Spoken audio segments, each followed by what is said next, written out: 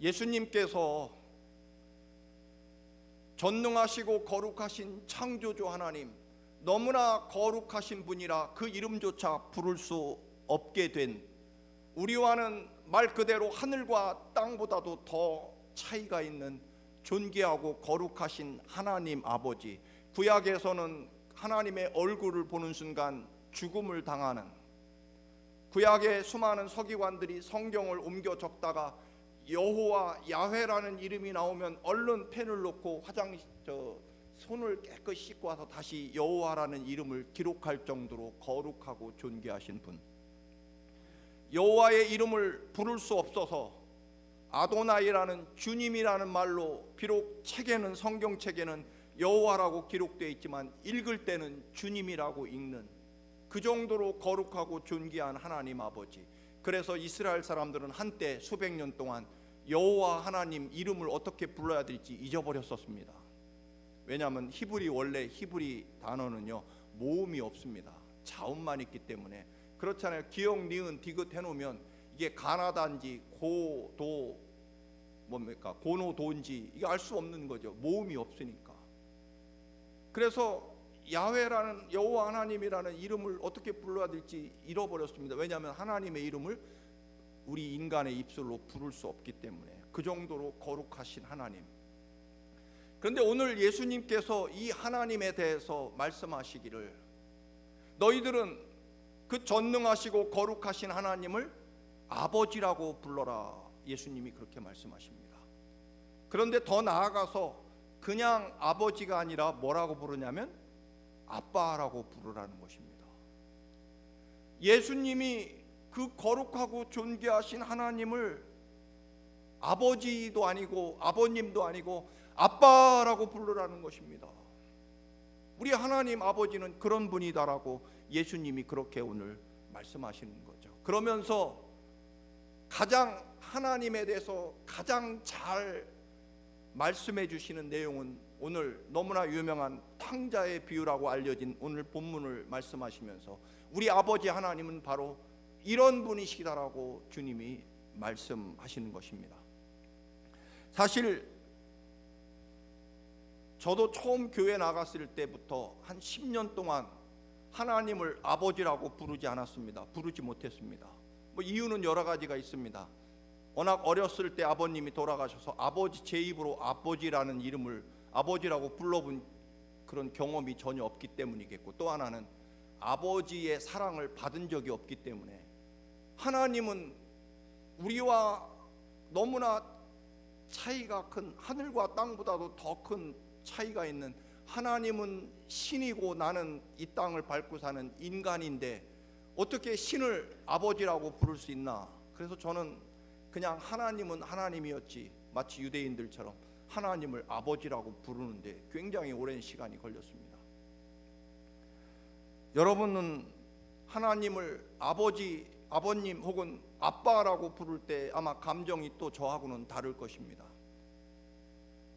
여러분은 웬만한 고통이라면 묵묵히 견디며 내색하지 않으시는 아버지의 모습, 혹은 정말 뼈가 으스러지도록 자녀들을 위해 희생하며 일하시는 아버지의 모습,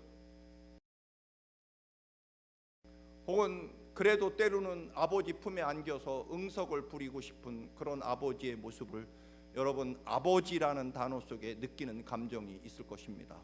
또 어떤 분은 개중에 워낙 어렸을 때부터 아버지에게 상처를 많이 받고 분노만 가득해서 하나님 아버지라고 부를 때 그 아버지에 대한 생각이 오히려 두려움과 어려움을 주는 그런 아버지에 대한 기억을 가지고 계신 분도 혹시 있을지 모릅니다. 오늘 본문 잃어버린 아들의 비유, 혹은 어려운 말로 탕자의 비유라고 불리는 이 오늘 본문에서 쉽게 말해서 너희 아버지 하나님은 바로 이런 분이시다라고 그렇게 말씀합니다. 남존 여비 사상이 정말 투철하고요, 우리 조선시대보다 더하죠.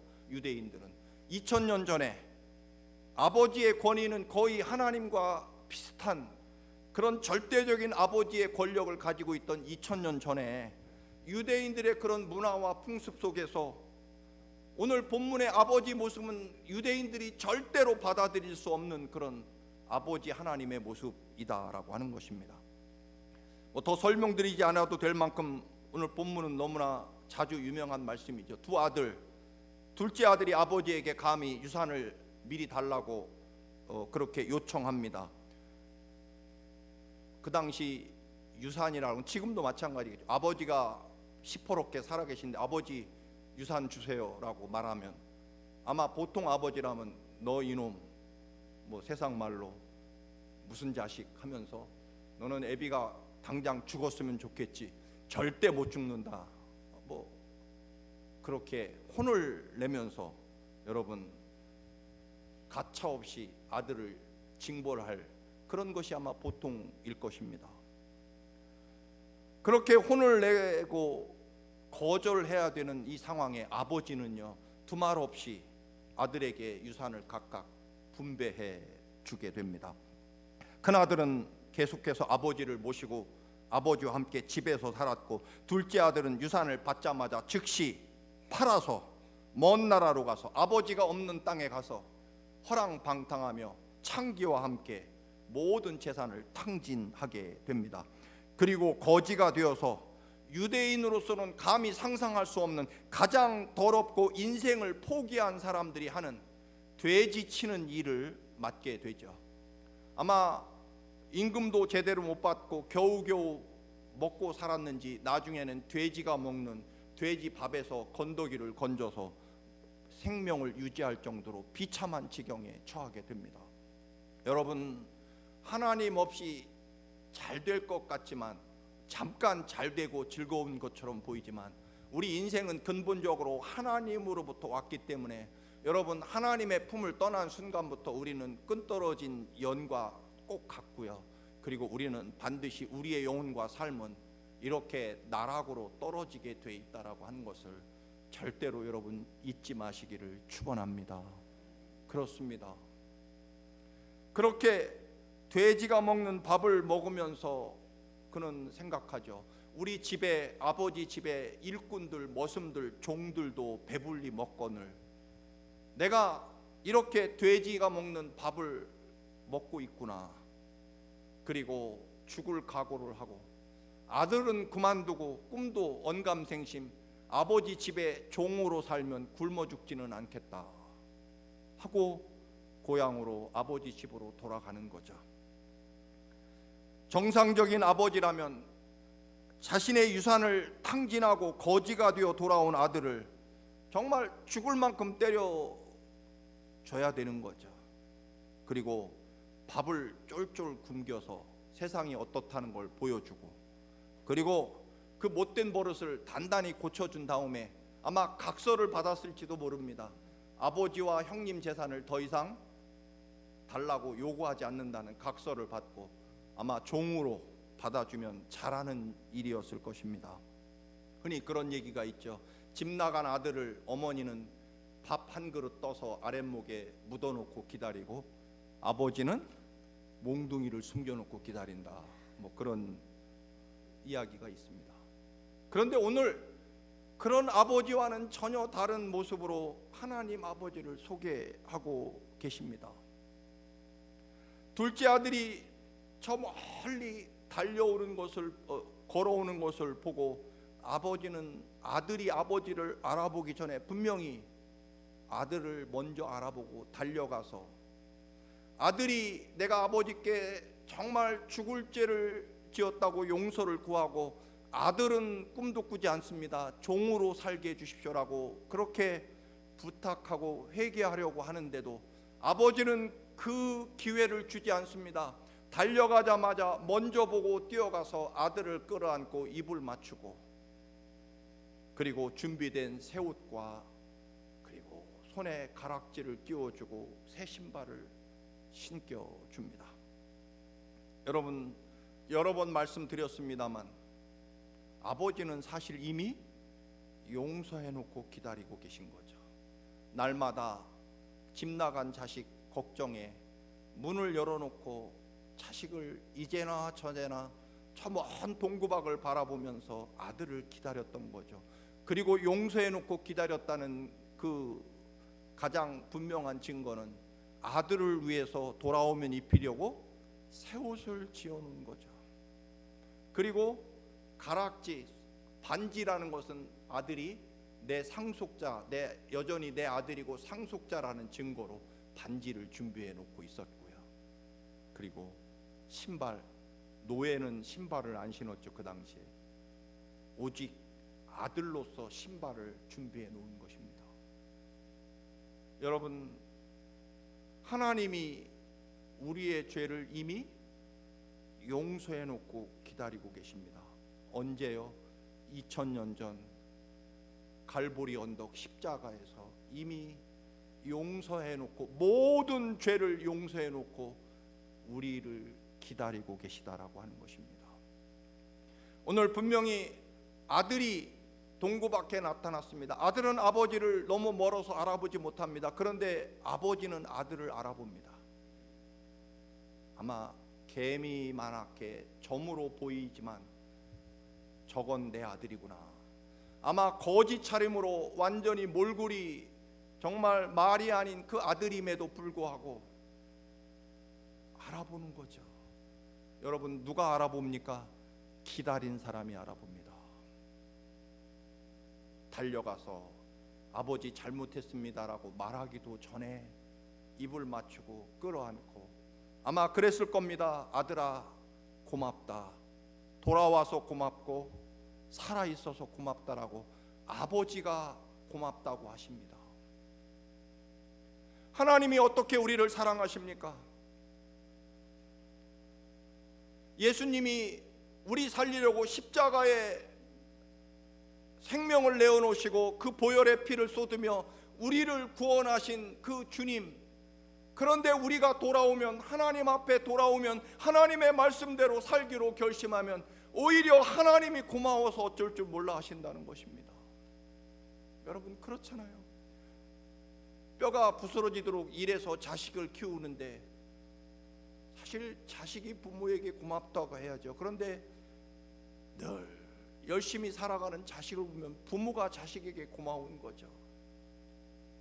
여러분, 그렇게 아들을 기다리면서 모든 사랑과 은혜를 준비해 놓고 아들이 돌아오면 용서해 달라는 말조차 기회도 주지 않고 이미 다 용서했기 때문에, 이미 십자가의 그 거룩한 보혈의 피로 주홍 같은 우리들의 죄악을 다 용서해 놓고, 그리고 돌아오면 받게 될 하나님 나라의 그 놀랍고 위대한 생명과 구원의 축복을 준비해 놓고 우리가 돌아오기만을 기다리신다는 것입니다. 그게 우리 아버지 하나님이시라는 것입니다. 여러분, 용서는 나중에 하더라도 기필코 잘못한 것에 대한 대가를 치러야 되는 것이 우리 사람의 도리이죠. 그리고 아마 보통의 아버지는 정말 잘못한 것만큼 회개, 잘못을 뉘우치는 태도를 보고 싶어하는 것이 사람의 생각일 것입니다. 그래서 들에서 정말 성실히 아버지를 도와 열심히 일한 큰형이 집에 밭에서 일하고 돌아와 보니 자기 집안에 사람들이 가득하고 풍악이 울리고 맛있는 음식 냄새가 가득 풍겨옵니다. 큰형은요, 집 안으로 들어가지 않습니다. 성경에 보면 무슨 일인지 종을 불러서 알아보는 거죠. 여러분, 자주 말씀드립니다만 굳이 알아보지 마십시오. 그냥 용서하고요, 사랑하고 받아주시기 바랍니다. 왜냐하면 하나님이 우리를 그렇게 받아주셨습니다. 너 왜 그랬니? 이 못된 놈아, 그 돈 다 어디다 썼니? 네가 얼굴이 무슨 낯짝으로 집에 기어 들어왔니? 여러분, 그래야 되는 거 아닙니까? 그런데 우리 아버지께서 사랑하는 자녀들을 기다리고 또 기다리다가 저 멀리 조그만한 점으로 보이는데도 뛰어가서 아버지 잘못했습니다 라고 말하기도 전에 입을 맞추고 끌어안고 눈물을 흘리며 아버지가 아들에게 고맙다고 말하는 거죠. 그런데 형은 알아보죠. 집에 안 들어갑니다. 그리고 종을 불러서 무슨 일이냐 소식을 듣고 아들은, 큰아들이 분노하기 시작합니다. 나한테는 아버지 집에서 열심히 아버지를 도와 올바르고 굳세게 열심히 살아온 나한테는 송아지 한 마리 잡아준 적은, 송아지는커녕 수고했다 칭찬 한마디 해준 적 없거늘 아버지 유산을 받아다가 화랑방탕하고 창기와 노란한 거지로 돌아온 이 녀석을 위해서 이렇게 잔치를 벌이고 송아지를 잡고 풍악을 울리다니 나는 절대로 그 집에 들어갈 수 없다라고 이번에는 큰아들이 집 밖에 나와서 들어가지 않는 거죠. 큰아들의 심정을 충분히 이해합니다. 아버지가 그 소식을 듣고 이번엔 또 큰아들 쫓아 얼른 달려나오죠. 아들아, 큰아들아, 내 장남 네 동생 아니냐. 그 동생이 죽은 줄 알았는데 이렇게 살아서 돌아왔지 않느냐.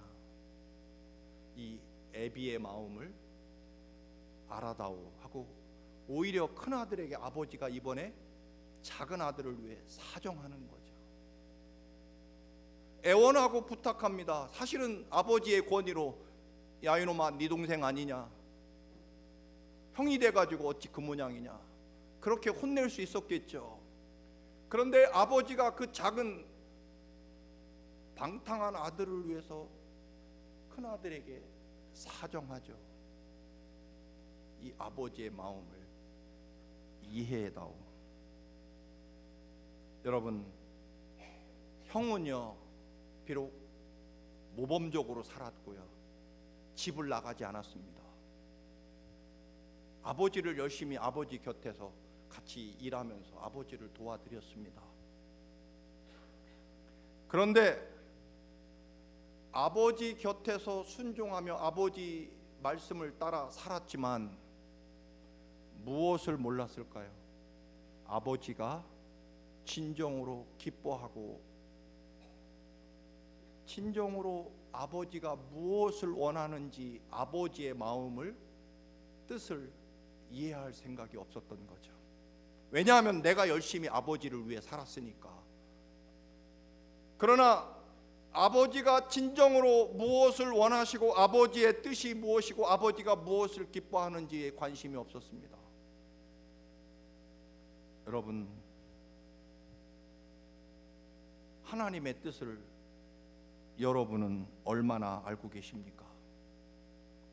여러분 중에는 30년, 50년, 아니 70년 평생을 하나님의 교회 안에서 교회를 떠나지 않고 하나님 아버지의 말씀과 수많은 예배와 설교를 들었습니다. 아버지 집에서 거했습니다. 그래서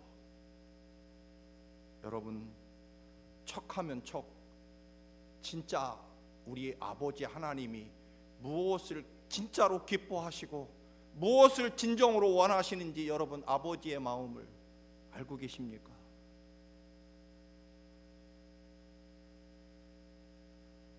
나름대로 열심히 성경대로 살았고 예배하며 살았지만, 아버지 집에서 평생을 여러분 예배하며 살아왔지만 진짜 우리 아버지 하나님, 우리 아빠의 마음과 생각과 아빠가 무엇을 기뻐하시고 원하시는지 진짜 알고 계시냐라고 하는 것입니다. 사실 오늘 이 탕자의 비유는 많은 여러 번 말씀드렸습니다만 신학자들이 이건 잘못된 제목이다, 탕자의 비유 혹은 잃었던 아들이 돌아온 얘기가 아니라 사실 이 이야기는 탕부, 아버지 부자에서 방탕한 아버지의 얘기다.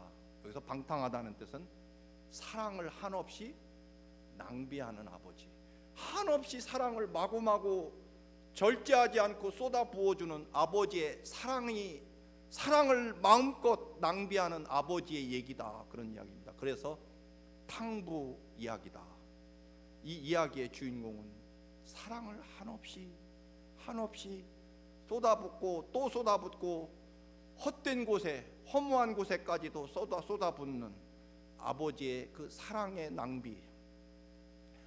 둘째 아들은 돈을 낭비해 재산을 낭비하고, 아버지는 사랑을 낭비하고, 큰 아들은 동생과 아버지를 잃어버리고 낭비하는, 결국 새 탕자의 이야기다라고 흔히 말합니다.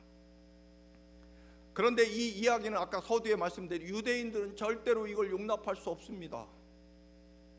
아마 거의 저처럼 하나님은 신이시고 거룩한 분이고 우리는 인간인데 어떻게 하나님을 아버지 거기에 대다고 아빠 데디라고 부를 수 있냐, 그런 이야기입니다.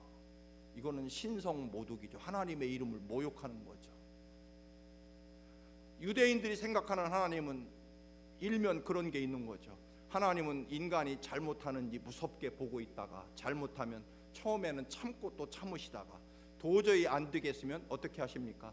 소돔과 고모라 성에 유황불로 소돔과 고모라 성을 모조리 불태워 버리시거나, 아니면 홍수를 쏟아부어서 노아 시대의 홍수로 세상을 다 멸하시거나, 아니면 남과 북으로 갈라진 이 이스라엘, 북쪽 이스라엘을 아시리아를 동원해서 모조리 흩어버리시고 영원히 멸망시켜버리고, 남쪽 유다는 바벨로니아라는 나라의 침략을 받게 해서 예루살렘을 완전히 불태워버리고 포로로 끌려가서 70년 혹은 250년 그 많은 세월을 포로로 살게 하시는 그런 하나님? 물론 하나님은 그런 면이 있으십니다. 그런데 오늘 예수님이 너희들이 알고 있는 하나님의 여러 모습 중에 가장 꼭 알아야 될 모습이 있다. 하나님은 너희들의 아빠가 되신다는 것입니다. 그래서 십자가에 그 베들레헴의 마구간에 사람의 몸으로 찾아오셔서 우리와 같이 있고 싶어 하시는, 우리에게 아빠라는 소리를 듣고 싶어 하는 그 간절한 사랑을 아버지가 가지고 계시다. 그리고 우리의 죄를 무섭게 심판하시는 것이 아니라 차라리 내가 십자가에 너희들의 죄를 위해서 이 애비인 내가 대신 너를 위해 대신 죽겠다. 너희들의 죄값을 이 아버지가 대신 담당하겠다. 그래서 십자가에 대신 죽으시는 하나님, 진짜 우리들의 아버지, 아빠 되신다는 것입니다. 그래서 예수님은 하나님에 대해서 잘못 알고 있다. 너희들이 하나님이 얼마나 어디까지 너희들을 사랑하는지, 죽기까지 십자가에 피를 다 쏟으며 너희 살리려고 죽기까지 그토록 사랑하시는 아빠의 모습으로 하나님이 너희들에게 늘 가까이 하시고 싶어 하신다는 것입니다. 그 아버지의 간절한 사랑을 알면서 믿어야 된다는 것입니다. 아들이 돌아왔을 때 큰아들 생각으로는 정말 다리 하나는 부러뜨려야 될 것 같은데 풍악을 울리며 송아지를 잡아서 잔치를, 온 동네 사람들을 불러서 잔치를 벌입니다. 여러분 가만히 생각해 보십시오. 저도 마찬가지일 것입니다. 종종 교인들 중에 자식에 대해서 부끄러워서 감추고 숨기려는 분들이 있죠. 그건 당연히 아마 인지상정일 것입니다. 대학에 떨어졌다고 쉬쉬하고, 예를 들면, 또는 아들이 사고 쳤다고 쉬쉬하고, 사실은 나중에 교인들은 대충 다 아는데도 여전히 모르는 척하고, 왜냐하면 부끄럽기 때문에. 사고 치고 돌아온 아들 감추고 싶고. 그런데 여러분, 만약 이 비유에서 그 동네, 옛날 2000년 전에 그 작은 동네에서 아유 저 차 목사네 집 애가 아버지한테 감히 재산 달라고 해가지고 집 나갔다가 허랑방탕하게, 정말 방탕하게 쓰고 집에 들어왔대.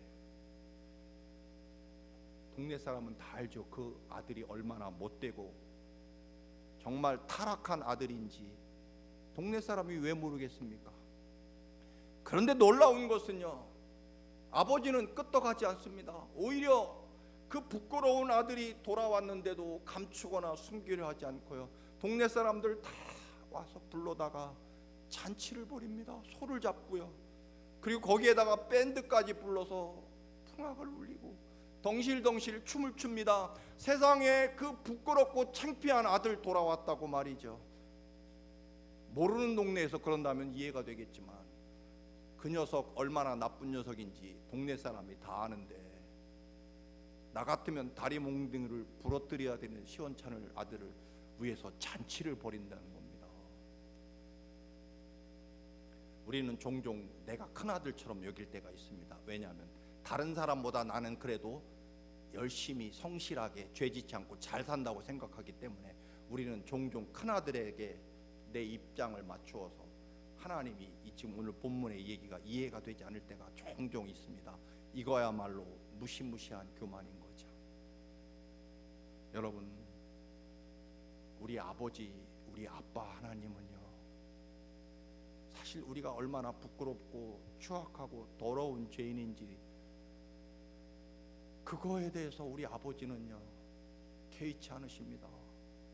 아예 기억조차 하지 않습니다. 왜냐하면 2000년 전에 예수 그리스도께서 우리 죄를 다, 그 더러운 죄악을 아들의 목숨으로 다 용서해 놓으시고, 우리가 돌아온 그 사실, 하나님 아버지께 어떤 부끄러움과 어떤 죄악과 어떤 아픔을 가지고 돌아오셔도 우리 아버지는 그게 기쁘신 겁니다. 바리새인들 앞에 창피한 줄 모르고 내 아들이 이렇게 살아서 돌아왔습니다. 여러분, 함께 잔치를 벌입시다. 그저 아들 살아온, 여전히 너는 내 아들이고 여전히 나는 너를 위해 너 대신 죽을 만큼 사랑하는 나는 너의 아버지다. 여러분, 우리 얼마나 알고 보면 부끄러운 삶을 살아갑니까? 그런데도요, 우리 아빠 하나님은 자랑스러우신 겁니다. 정말 창피한 줄 모르고 부끄러운 줄 모르고 우리들을 자랑하시는 거죠. 성경에 보면 천사들에게 하늘에서 한 영혼이 들어오면 천국에서 잔치를 벌이잖아요. 자랑하고 기뻐하시고, 이렇게까지 우리를 사랑하시는 아버지가 늘 내 곁에 나와 함께 하시고 나를 살리기 위하여 죽기까지 하시는 하나님의 사랑이 여러분에게 있으십니다. 무엇이 문제고 무엇이 걱정이고 무엇이 그리 문제가 되고 어렵습니까? 이토록 우리를 사랑하시는, 세상 말로 창피한 줄, 동네 창피한 줄 모르고 부끄러운 줄 모르고 내 아들 살아있는 것, 돌아온 것, 그거 하나 기쁘셔서 이렇게 온 동네 잔치를 벌이시는, 아들 사랑하는 것 외에는, 아들이 집으로 살아 돌아온 것 외에는 그 어떤 것도 바라보시지 않는 그 주님의, 우리 아버지의 사랑, 이 사랑이 있는데 여러분, 무엇이 그리도 두렵고 걱정되고 또 그렇게 가슴 아프고 힘이 드십니까? 여러분의 그 거룩한 존귀하신 하나님이 하늘 보좌를 버리시고 나를 살리려고 십자가에 죽으시고, 정말 한없이 부족하고 부끄럽고 어디 하나 내세울 만한 것커녕 알고 보면 온갖 더러운 죄악으로 가득한 그 아들 돌아왔다고 잔치를 벌이고 창피한 줄 모르고 자랑하시는 그 우리 아버지의 마음, 이 마음으로 여러분 꼭 승리하시기를 축원합니다. 우리를 이토록 사랑하시는 아버지가 계시잖아요. 절망하지 마시고 두려워하지도 마시고요. 또 그렇게 용서된 우리, 더 나아가서 누구를 정죄하고 심판할 자격도 없습니다. 우리는 큰 아들이 아닙니다.